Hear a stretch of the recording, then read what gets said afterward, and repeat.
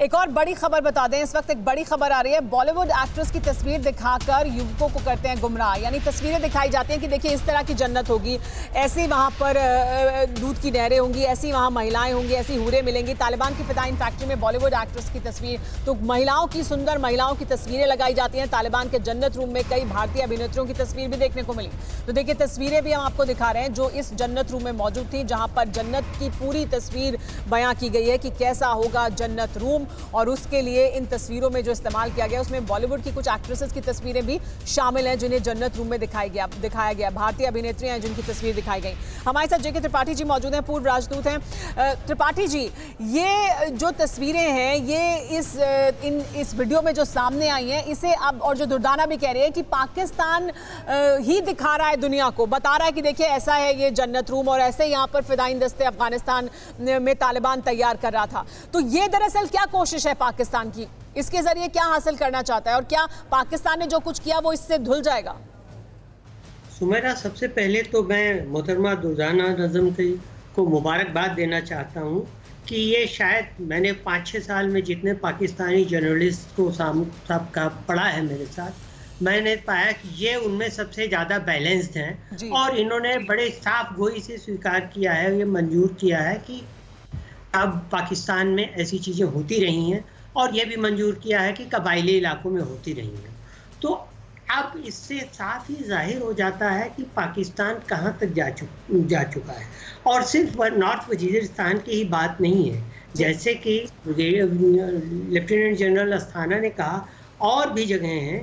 क्वेटा के पास हक्कानिया यूनिवर्सिटी मशहूर है जहाँ से हक्कानीज निकलते हैं, और ये हक्कानिया यूनिवर्सिटी हर तरह के बम बनाने, हर तरह का टेररिज्म का काम करने और हर तरह का प्रचार प्रसार करने, हर तरह की ट्रेनिंग करने का काम करती है। इसके साथ ही आप देखिए पेशावर में तो मशहूर है कि पेशावर में आपको किसी भी तरह का हथियार, रॉकेट लॉन्चर तक लेकर मोटर लॉन्चर। त्रिपाठी जी, जो मैं जानना चाहती हूँ सर आपसे वो ये कि अब पाकिस्तान ये कोशिश क्यों कर रहा है कि वो दुनिया को दिखाए कि देखिए ये सब यहाँ पर हो रहा था। वो अपने आप को ये डिसोसिएट कर जो दिखाने की कोशिश कर रहा है, उससे क्या हासिल करना चाहता है?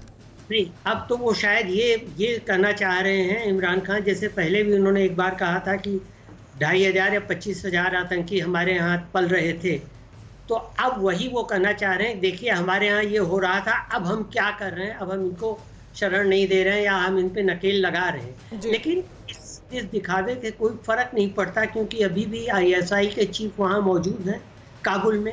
अभी भी वो वहाँ बैठ करके सरकार, कैबिनेट किस तरह से आगे बढ़े, कैबिनेट का काम इसकी निगरानी कर रहे हैं।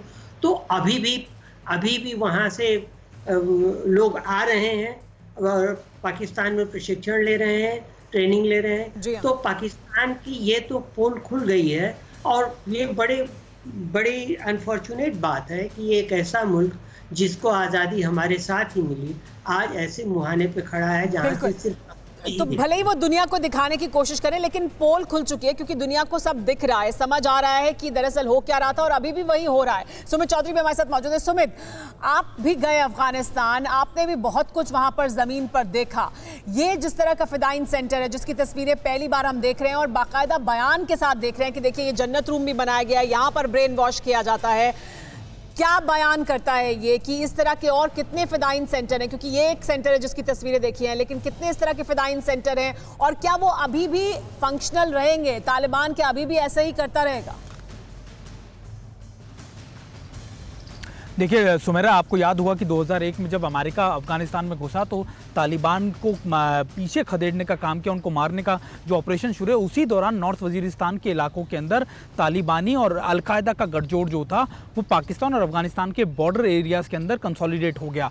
खास बात यह कि नॉर्थ वजीरिस्तान एक हेवन कहा जाता था अलकायदा को लेकर, क्योंकि अलकायदा बहुत लंबे समय से वहाँ बैठा हुआ था। और सबसे बड़ा इशू ये था कि ना सिर्फ उनकी वहाँ पर अपने कहते हैं कि एक सत्ता चलती थी, इकनॉमी चलती थी, बल्कि वो पूरा एरिया जो था एक हब बन गया था जहाँ से वो दूसरे, आप कह सकते हैं कि अमेरिका के खिलाफ या दूसरे देशों के खिलाफ बड़े आतंकी ऑपरेशन को अंजाम दिया करते थे। और ये अगर आप हम जो तस्वीरें दिखाई जा रही हैं, ये उसी का एक बड़ा कैंप है जिसमें ना सिर्फ उन्होंने जो कैप्चर की गई थी अमेरिका की गाड़ियां, हथियार, इसके अलावा जो बड़े ऑपरेशंस में वो अपने मुजाहिदीनों को तैयार करते थे, उन सभी को वहां पर रखा जाता था। इंपॉर्टेंट ये था कि पाकिस्तान ने भी इसके खिलाफ ऑपरेशन चलाए थे लेकिन विफल रहा। बहुत लंबे समय तक इस पूरे इलाकों के अंदर ऑपरेशन चलाए गए ताकि उनको वहां से खदेड़ा जा सके। इंपॉर्टेंट ये था कि ये हब अभी भी उसी तरीके से कंट्रोल करते हैं। सुमेरा, खास तौर पर अफगानिस्तान और पाकिस्तान के बॉर्डर इलाके वो हैं जहां पर अलकायदा और ये बड़ी बात है सुमित कि पाकिस्तान ने भी कोशिश की कि वो इनके खिलाफ ऑपरेशन चलाए, लेकिन उसके बावजूद ये चलते रहे। बड़ा सवाल ये है कि इस तरह से अगर वो कंट्रोल करते हैं और अभी भी अगर ये चलते रहेंगे तो दुनिया के लिए कितना बड़ा खतरा है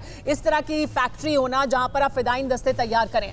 आपको एक और जानकारी देते हैं, तालिबान की इस फिदाइन फैक्ट्री में सुरंग भी है, ये जानकारी भी मिली है, वो भी तस्वीर सामने आई है। सुरंग में बंधक बनाए गए कैदियों को रखते थे तालिबानी, ये जानकारी मिल रही है। कैदियों को रखने के लिए सुरंग में जेल की व्यवस्था भी थी, यानी सुरंग बनाई गई थी, सुरंग में जेल थी, वहां पर जिनको कैप्चर करते थे लोगों को उन्हें वहां रखते थे। आतंकियों के इलाज करने की भी यहाँ पर व्यवस्था थी, अगर चोट लग जाए, आप घायल हो जाएं तो यहाँ पर लाकर उनका इलाज भी होता था। तो ये पहली बार दुनिया ने देखी है तस्वीरें कि इस तरह की एक पूरी कैंप बनाया गया था जिसमें फिदाइन दस्ते तैयार होते थे, कैसे उन्हें तैयार किया जाता था और लोगों पर जुल्म करने के लिए जिन लोगों को पकड़ा जाता था उनको कैसे टॉर्चर किया जाता था, ये सब कुछ आपने देखा। बड़ा सवाल ये है कि ये फैक्ट्रियाँ क्या अभी भी चलती रहेंगी और ये दुनिया के लिए कितना बड़ा खतरा है इस तरह की फिदाइन फैक्ट्री होना। इस तरह से जिन्होंने सत्ता को हासिल किया है वो सत्ता में आने के बाद क्या कुछ करेंगे, ये सवाल जरूर बना रहेगा। आप सबका बहुत बहुत शुक्रिया हमारे साथ जुड़ने के लिए। परवाह देश की, सोमवार से शुक्रवार रात 10 बजे TV9 भारतवर्ष पर।